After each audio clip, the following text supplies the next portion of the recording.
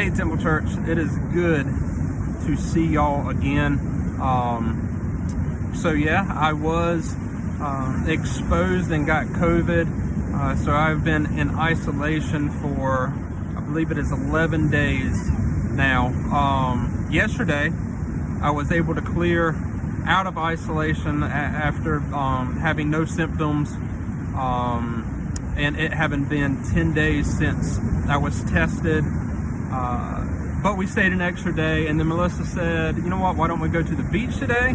That would be good. We don't have to be around anybody. We just go to the beach and hang out. So that's what we did. And as we're walking down the beach, like, messages are popping into my head of just God talking.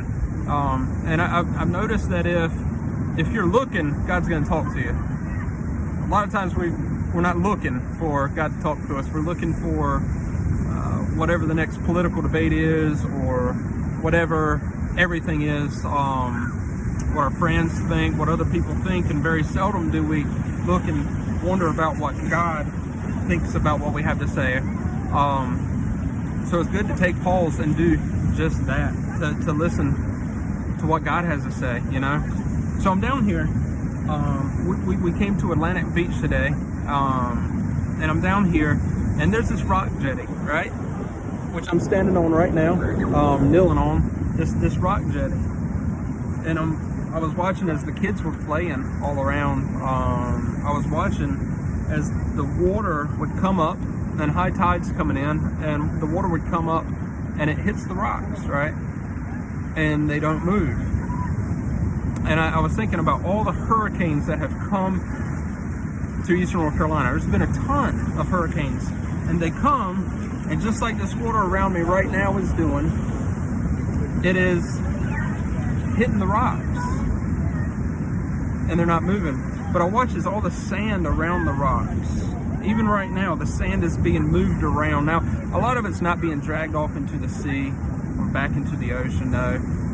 It's just being moved around. Some's being pushed further, but it's not staying still. It doesn't have any foundation to it at all. And you probably know where I'm going with this, but Jesus says in Matthew 7, 24 through 27, everyone then who hears these words of mine and does them will be like a wise man who built his house on the rock.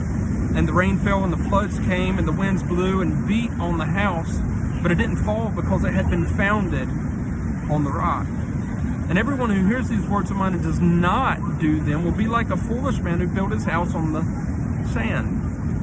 And the rain fell, and the floods came, and the winds blew and beat against the house, and it fell, and great was the fall of it. You see, there's so many things in life that are going to be tugging at our attention.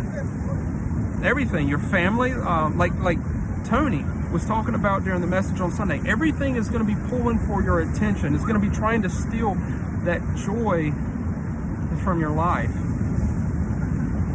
And like he said, and like God said, the only joy you're going to find in life is from Jesus Christ alone. You can get happiness. You can find temporal happiness in certain things, absolutely.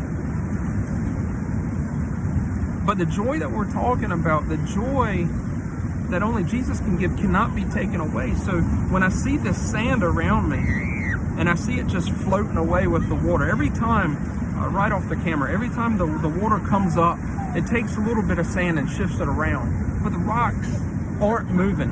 Hurricane Matthew, none of the hurricanes have moved these rocks. They're here, they're in place. And that's significant, because I see so many Christians right now on Facebook, on Instagram, social media, in small circles, and they're worried. And, you know, what about the vaccine? What about all this other stuff? As if God isn't in control of tomorrow. So my question is to you, if you're watching this, one, yeah, I love you, absolutely, I love you.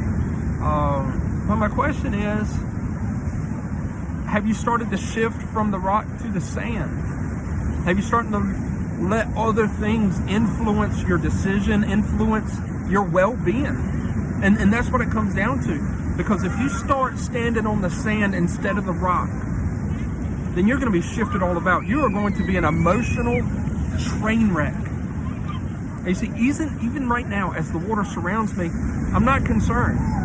My feet may get wet as they did a little bit ago, but as long as I'm standing on this rock, I'm not going to be going anywhere. So it's my aim and it's my hope that when you're watching this today, I don't know if you're flipping through the news feed and no matter what you're seeing, but somehow you've stumbled across this right now.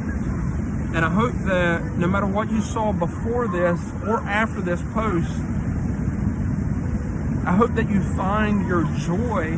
I hope that you find your hope and your love and your strength in Jesus Christ alone. Because he says, like we just read, he says, if you try to find that hope, joy, strength in other things, in other shifting things, your emotions will be shifting. Your hope will be shifting. You'll always be all over the place. So it's my hope today that you watch this and you remember who Jesus has been to you and what we've learned about him and what we know of him. And if you don't know Jesus, let me tell you that there is no greater friend, no greater relationship than him. When the storms of life come, he will always be there for you. Oh, I love you guys. My kids are over here playing. We love you guys. And can't wait for us to be back together, worshiping together.